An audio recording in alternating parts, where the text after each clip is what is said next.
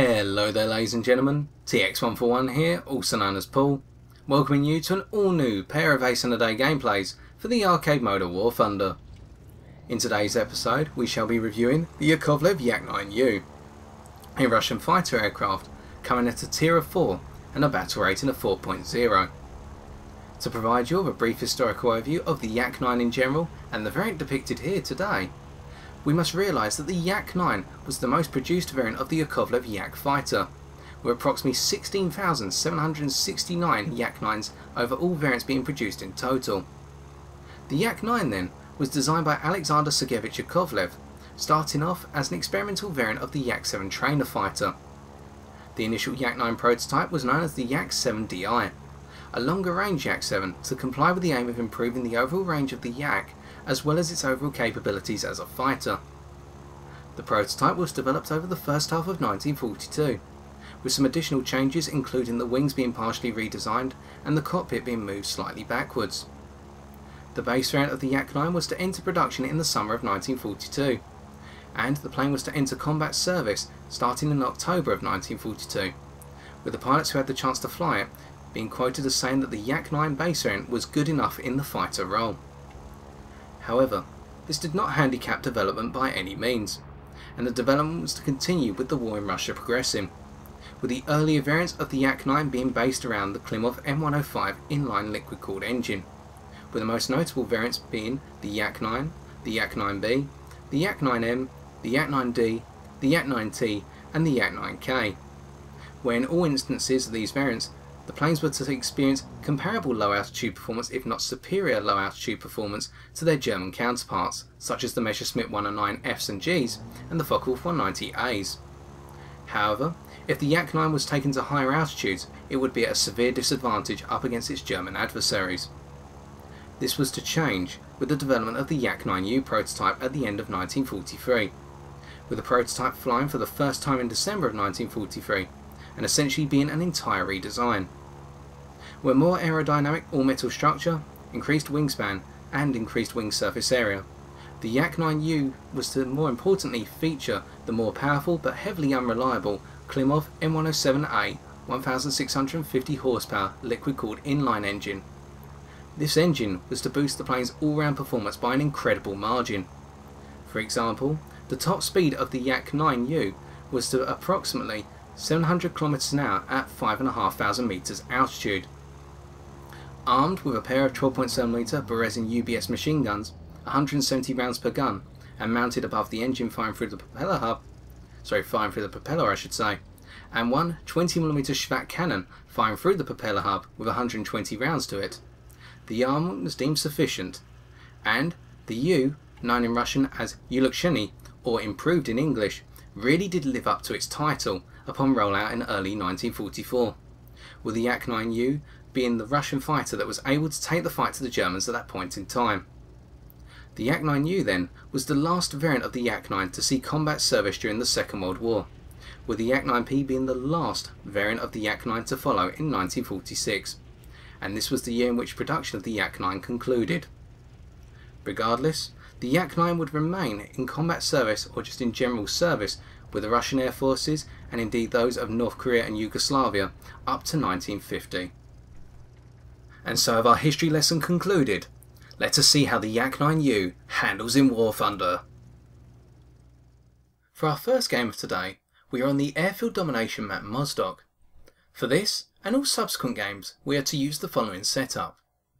Tracer belts for our 12.7s. The reasoning here is that these belts comprise of only armour-piercing incendiary tracer rounds, which, when instant on a target, have a very high probability of setting the target on fire, enabling us to allow them to burn to death. We back this up with tracer belts for our 20mm cannon, due to the complementary rounds within these belts, whereby you have two high explosive fragmentation rounds which can knock off fuselage pieces of a fighter or bomber alike. You have a sole armour-piercing incendiary tracer round which is akin in its effects to the 12.7mm tracer rounds.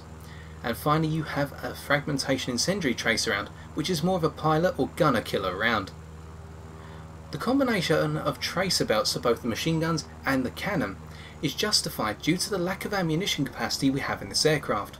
We only have 340 machine gun rounds, 170 rounds per gun, and 120 cannon rounds. When we attack a foe, we need to make sure we hit, and to do that we need to be able to see the glare of a tracer and make sure that the rounds are being redirected onto target if we happen to miss in the first instance. The disadvantage of this, of course, is the fact that if we do miss, our opponent will see a gleam of tracer fire passing their cockpit and will be able to react accordingly. But, in my personal opinion, I find that the advantages outweigh the disadvantages to a key extent. For our gun convergence, we have a 500 metre gun convergence, as per the norm for any aircraft that have all of the armament stashed in the nose. And finally, we have the standardised 30-minute fuel load to ensure that we can make it to the end of the game unscathed on fuel capacity.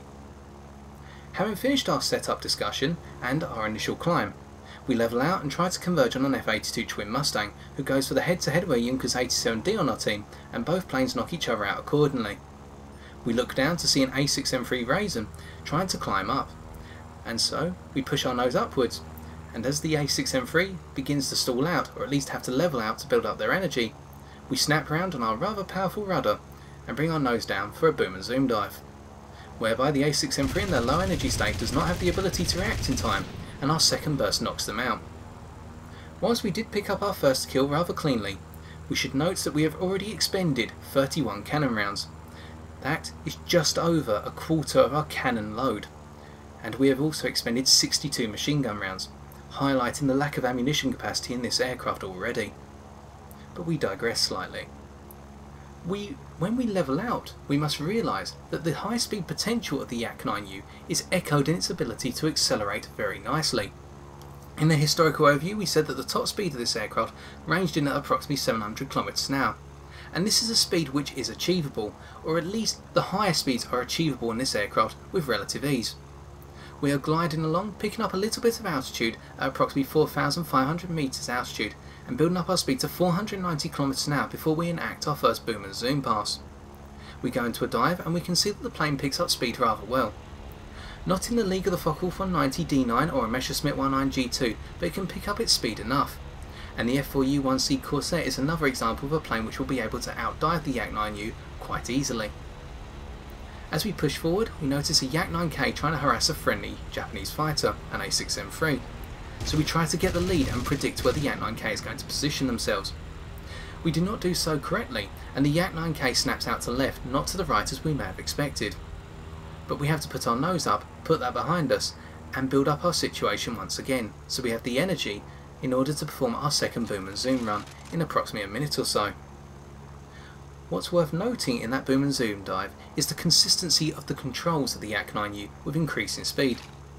We ventured in excess of 700 km an hour, if not 800 km an hour, and our roll rate, high as it is, remained high. There was very little roll rate reduction or lock up. The only control surface that was to lock up, most notably, was the elevator, whereby at 675 km an hour the elevator becomes a little bit heavy and can lead into some sort of seesaw motion, whereby as you pull up it will be slow to respond and will become stuck at given instances.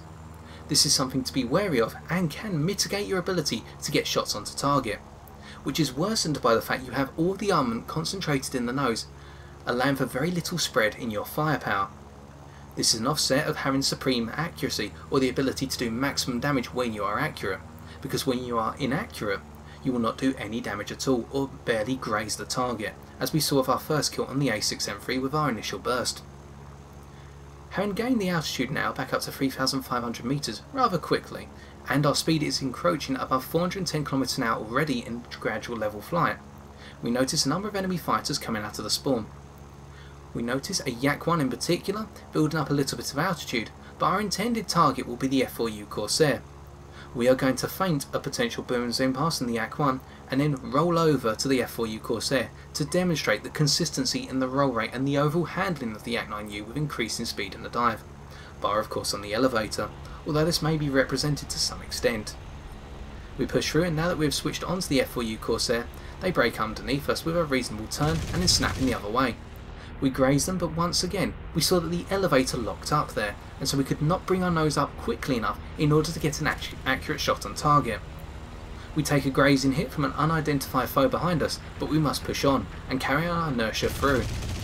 We see a P-47 D-25 Thunderbolt flying in a very gradual turn, and we maximise this and exploit it to pick up our second kill. If our opponents are flying level or at slight turn angles in the midst of a low speed, low altitude furball, we can pick them up very quickly with some sustained accurate fire and convert this into easy kills, by comparison with some of the hardships you may have in other aircraft. As we come out of our boom and zoom dive, we level out and notice the Corsair, thanks to their better ability to pick up speed in a dive, is able to keep up with us. We break around instead, and we are now going to show off the manoeuvrability of the Yak-9U in the face of a less manoeuvrable opponent. Snapping underneath their 20mm cannon fire, as this is a 1C, and we turn over the top of their cannon fire, before once again going into a diagonal scissors and forcing the Corsair to have to try and follow us and go into a lower energy state. We are able to come over the top of them much more quickly than they can bring their nose up for a third pass. And cutting our engine and using the combination of rudder, elevator and ailerons, we can come around the back of the Corsair and knock them out for our third kill. We can see that the manoeuvrability of the Yak-9U, when we started that dogfight at high speed, was decent, and this was maintained even at lower speeds below 275 km/h. The plane will only begin to lose its manoeuvrability at approximately 200 km/h, whereby its stall speed is found at approximately 160 km/h. So you have a wide scope of manoeuvrability. You are not constrained to dogfighting at high speeds. You can do so just as admirably in excess of 500 km/h as you can below 300 km/h. Of course, you have to be aware of the elevator lockup with increasing speed, but this is only noticeable as you head towards 700 km/h, as we have already said. So where does this place the Yak-9U in terms of manoeuvrability then? Because we saw how we were able to gain the advantage on the Corsair that was behind us rather quickly. Well, the turn circle of the Yak-9U is very similar to that on the Yak-9T or indeed the Yak-9K. It is decent, and it is comparable to the turn circle of the predecessor to the Yak-9, the Yak-7B, which we have already reviewed, and you may see that review in the top right corner of your screen as displayed now. The turn circle is tighter than that of a Focke-Wulf 190A or D. Indeed, it is just as tight, if not tighter than that on a P-51. But the turn circle is tighter than that on a Messerschmitt 19G2 as well. But this is where we have to bring in the concept of rudder usage and making full use of the manoeuvrability of an aircraft, whereby whilst our rudder is powerful, the combination of using the ailerons, the elevator and the rudder all in one masterstroke means that the Messerschmitt 19G2 is actually the more manoeuvrable fighter, as an example. And I should say a quick thank you to some simulated 1 vs 1 dogfights with myself and a Messerschmitt 19G2 going up against a friendly DMH player, Stahl, in their Messerschmitt, in their Yakovlev Yak-9P, whereby the flight models are very similar in terms of turn circles. We found that the Messerschmitt 19G2 was the more manoeuvrable fighter, but we digress. We come up underneath a P-51 D30 Mustang at this point, knocking out what is most likely their tail controls and perhaps even some of their aileron tabs. They are grazed and they are flying away, but we are not going to let them go at this point. We have to make sure that they are combat incapable. We follow them as a result and reload our guns, noticing a B-25 has just spawned in, and we are going to follow the P-51 for a little bit longer, as we can keep up with them if we so desire. Especially seeing as the P-51 is one of the more higher altitude energy fighters at the battle rating that the Yak-9U incorporates. But we soon see that the P-51 is combat ineffective, and so we go head to head with a B-25, snap row out of the way and graze what is their left engine from their perspective. We snap row underneath them and come around, looking down towards the P-51 and noticing that they cannot bring themselves up to get a shot on us, meaning that we have knocked out their tail controls, or at least their elevators. We pursue the B-25J at this point, going into a shallow dive as we pick up our 4th kill on the P-51 in order to catch up with them.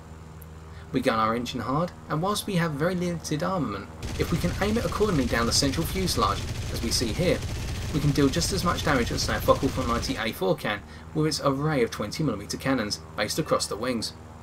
We knock out the tail control of the Mitchell and set them on fire. So that means we are about to pick up our ace in a day, when they gradually crash into the ground or the crew bail out accordingly.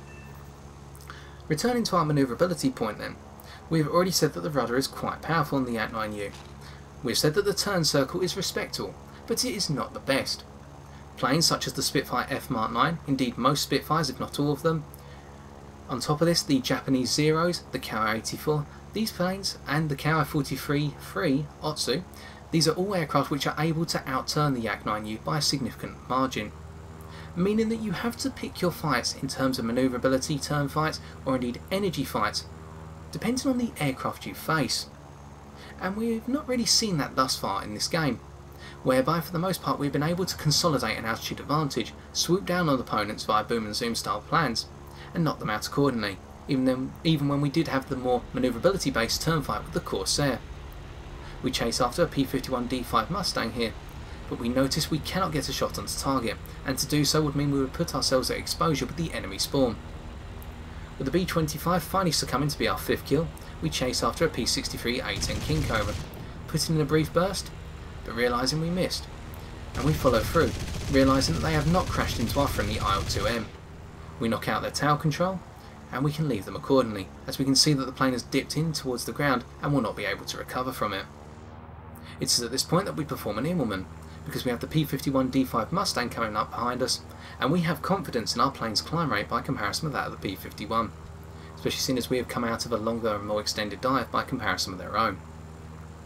As we begin to head towards our stall speed, the Mustang does as well, and we start to loop over the top of them via the use of an elongated split S. We cut right between their machine gun fire here, as they are on the verge of stalling out, whereby the majority of their machine gun fire was evaded or cut underneath our aircraft, and we can pick up kill number 7. Risky, but we can see how the durability of the all-metal frame of the Yak-9U means that we can soak up a limited amount of 12.7mm machine gun fire. The durability is enough as well to absorb a few 20mm cannon rounds, even if they are the high explosive Meinungsgeschosse of the German aircraft, but we should be aware our durability is not something to be relied upon continuously. In those tight instances as just displayed, it will work well, but we have to be very cautious about when we deploy it. Considering durability even further, there is one key weakness in the durability of the Yak-9U, and that is in terms of its engine, whereby the durability of the Klimov M107 engine is disastrous. If the engine is to take a direct hit from a 20mm cannon round or larger caliber, or take a significant spray of machine gun fire towards it, it will very quickly, in most cases, be knocked out, and the plane will have to glide down for landing or crash landing. This is one major irritation with the Yak-9U and something to be aware of, as soon as you take hits you may notice that the damage indicator comes up and the engine will go from a moderate red to black within say 30 seconds.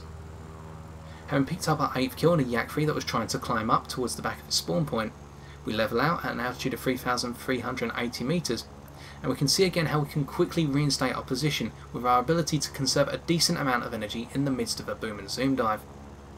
We can get back up to the altitude that we dived from, and we can bring ourselves around accordingly on our aileron and rudder combination in order to look towards an enemy Yak-9 or a pair of enemy Yak-9s. We do not intend to dive on them completely here, but instead try to act as bait and lure them up to higher altitude and to stall out, as we only have one other friendly aircraft in the skies, and that is our LA-7, who is heading towards one of the enemy airfields to capture it.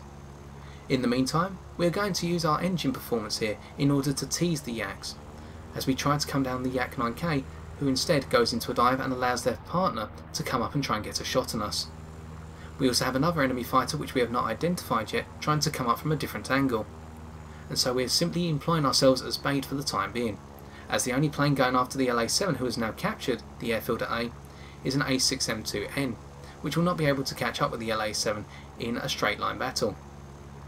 Regardless, we look down and notice that our opponents are now heading towards the airfield at B. But our magic has worked well, whereby being able to lure these fighters to come after us for long enough has meant that we have now won the game, and we can take a look at the post-game stats.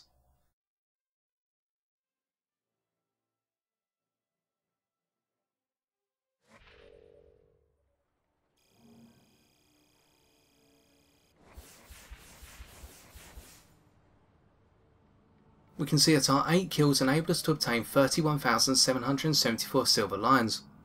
On top of this, we accreted 2,104 research points, all going towards our continued work on the Yak-9U. To conclude this first game, we have to realise that it is a valid demonstration of the key factor that lies behind the Yak-9U's success, and that is its sheer consistency. Whether we were flying up at higher altitudes in excess of 5,000 metres or at lower altitudes of 2,000 metres or less, whether we were flying at higher speeds in excess of 450 km an hour or at lower speeds of approximately 250 km an hour, the flight characteristics and the overall performance of the Yak-9U was roughly equivalent, and this means that when we combine the decent manoeuvrability i.e. in terms of a powerful rudder, a high roll rate at all speeds, and an elevator which is decent in response but begins to slacken at 675 km an hour or more, we have a plane that can react and perform in any given set of tactics. For this game we used a predominantly boom and zoom style of play, but when we did have the F4U-1C Corsair dive after us and gradually catch up with us, we turned this into a turn fight and came out the victor, due to the overall manoeuvrability of the Yak-9U being better than that of the F4U Corsair. Indeed, we are starting to talk about the concept of picking one's fights and using certain tactics accordingly in order to win those fights. And this is crucial in order to stay alive in the Yak-9U and come third as we have here in terms of our leaderboard position, whereby we were not always in the fight, but we were there performing our runs when appropriate and distracting our opponents in order to enable our friendly LA7 to capture the airfield and win the game for us.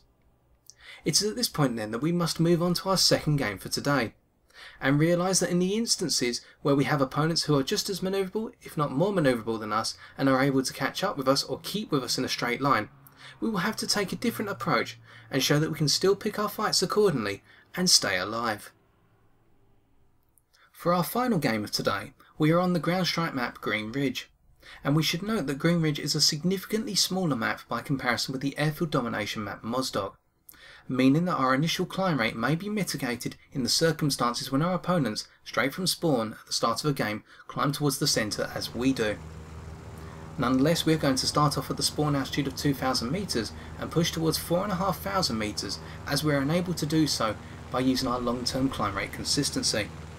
One of the key ways of bringing the Yak-9U down at the start of a game is by confronting it and climbing towards it, as technically it does not have the short-term climb rate that say a Spitfire F Mark 9 does, a Spitfire F Mark 16, a Focke-Wulf 190 D9, a Messerschmitt 109 G2, or even a Ki-43 or Ki-84 has.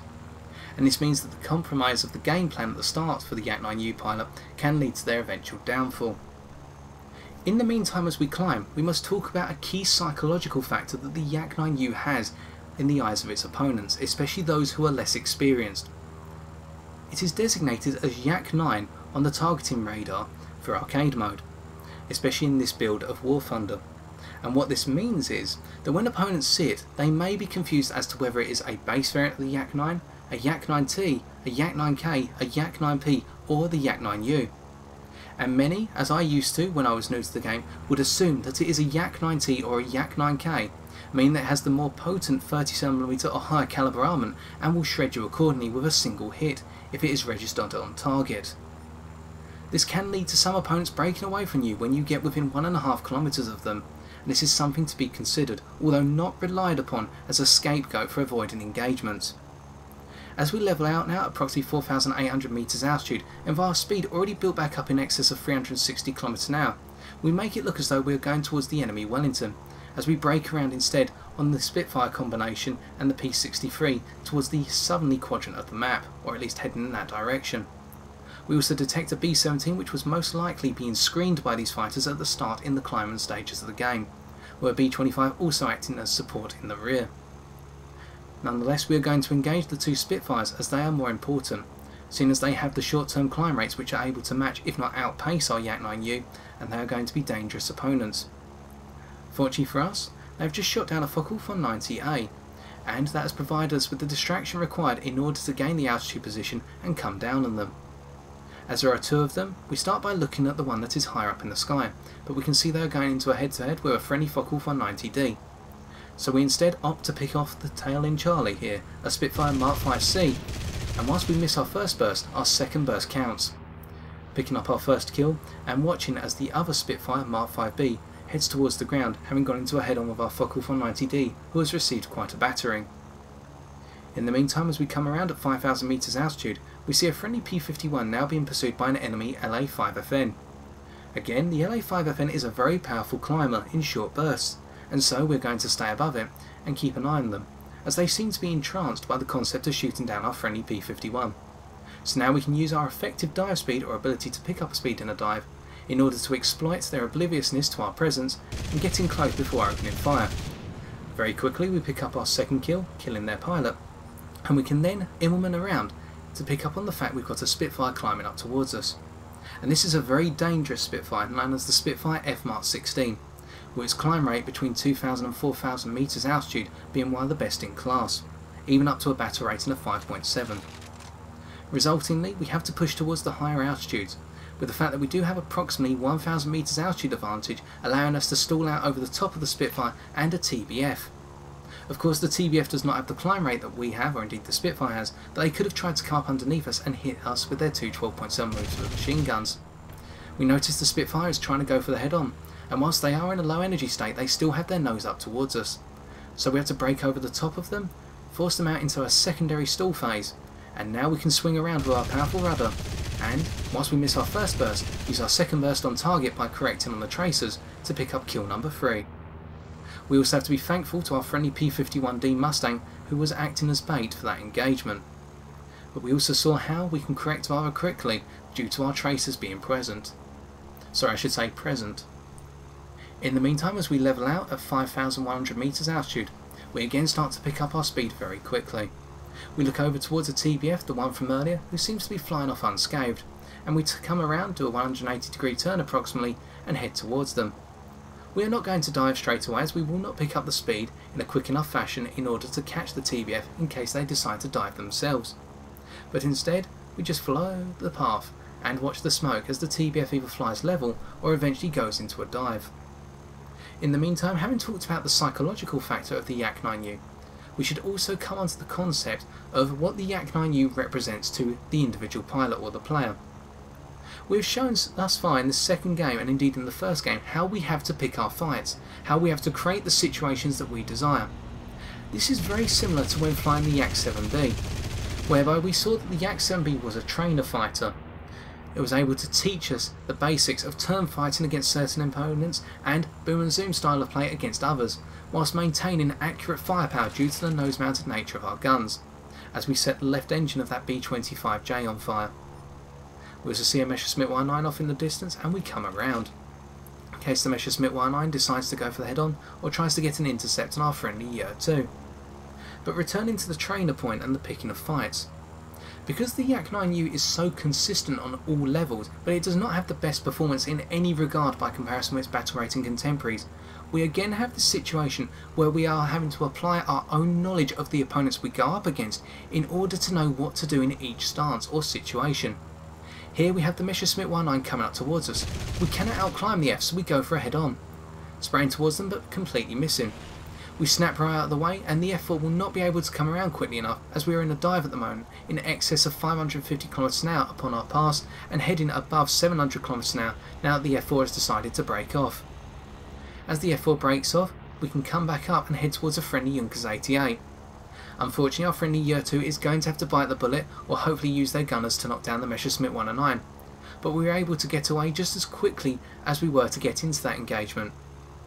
If our plane and the Messerschmitt 109F had been at roughly the same speed and energy level, it would be a very different story, and we are going to see that now with this enemy Spitfire, which is an F Mark 9, whereby as we come around to try and defend our Junkers 88, we are not going to have the energy or the speed advantage that we had against the Messerschmitt 109F.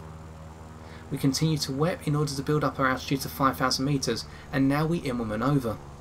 This is rather gradual, and we will be on the verge of a stall as we come out of the Immelmann, which is a little bit of a dangerous factor.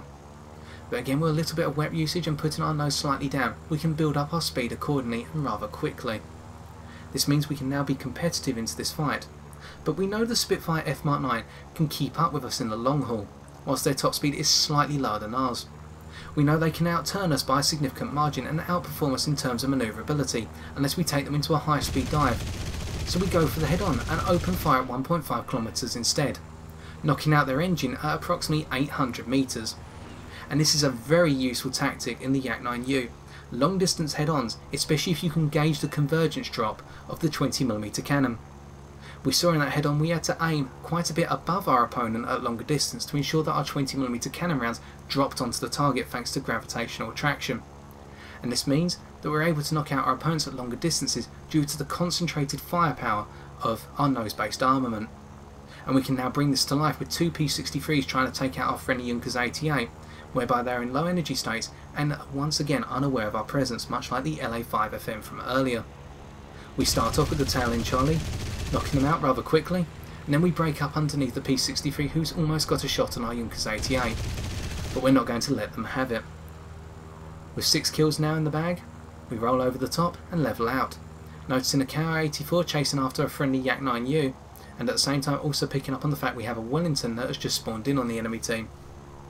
At first our intention is to go after the KI-84, but our friendly Yak-9 pilot is using the same tactics as we did much earlier on in this game, stalling over the top of the KI-84 and then using the rudder in order to come around and get an effective hit on target, as the KI-84 is now on fire and combat ineffective. The Yak-9U is going to carry the momentum through onto the enemy Wellington, but we are going to see that our armament is sometimes not enough to puncture a massive hole and knock out an enemy bomber, even if it is one of the less durable medium bombers such as the Wellington, but this extends through to B-25s in short bursts or indeed B-17s, even if you are able to unload your entire amount of ammunition onto target. We miss our initial shot using the machine guns in order to force the Wellington to brake to their left, but in our subsequent second and third burst have the desired effect of achieving our 7th kill, but we owe a decent amount of damage being done to the Wellington thanks to our friendly Yak-9 who probably put in the initial bursts. As we fly over the top, we realise that there are no other enemy fighters climbing up to higher altitudes, and this means that we are now in control of the skies. We see an A6M3 climbing up out of the spawn, but we are never going to get the chance to attack it, simply because the climb rate in the A6M3, whilst it is good, will not be enough by the time the game ends, especially now that one of the enemy bases has been destroyed, and it is only a matter of time before 1 or 2 more ground units face their fate. We also see that our friendly Yak-9U is now taking on the A6M3 in a head-on and knocks them out accordingly, even despite the fact they have been set on fire.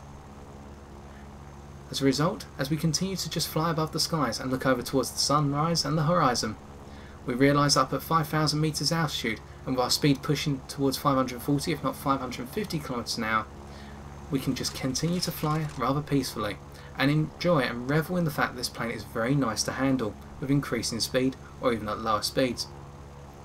Preferentially, this plane in my opinion performs best at a speed of 400 to 500 km an hour, with the ability to drop down to 300 km an hour when you need those tight fights. Just because the control surfaces feel at their lightest at this point mean that you can change direction and go into your engagements with full confidence. At the same time, in terms of altitude preference, 3,000 to 6,000 metres is a very nice altitude range for this fighter. But we must now turn towards the second set of post-game stats.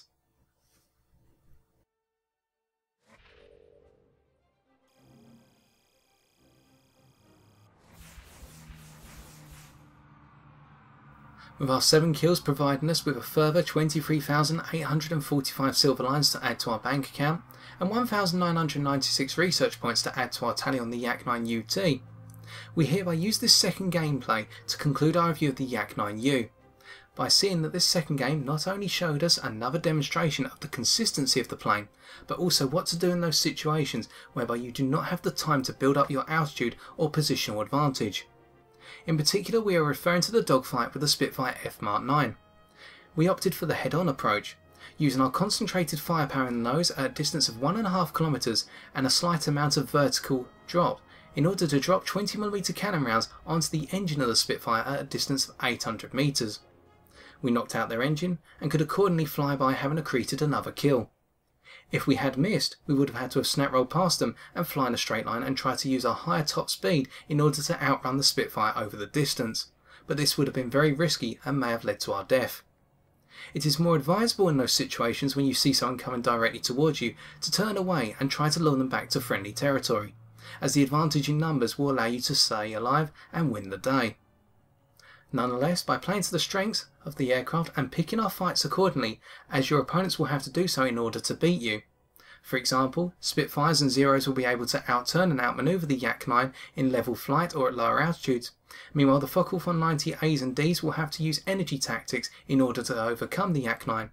We were able to come third by comparison with the rest of our team. And this really summarises the Yak-9U in a single sentence. Know your opponent and pick your fight accordingly. There is no single tactic to beating everyone you go up against in the Yak-9U, but if you know which planes are able to outmaneuver you and which planes are able to outperform you in an energy stance, you will be able to adjust your flight pattern accordingly and bring them down. Because really, this plane is a hidden gem. and prizes on the fact you will have the experience to have obtained this plane at a tier of 4 and a battle rating of 4.0, and you will want to learn how to fly it even better every day in War Thunder, as it complements the pilot who has the patience and the willingness to do so. And so I've been TX141, and if you've enjoyed this video, why not leave a like, comment or subscribe for future War Thunder videos on my channel. Yet until next time, ladies and gentlemen, take care and good luck in the skies!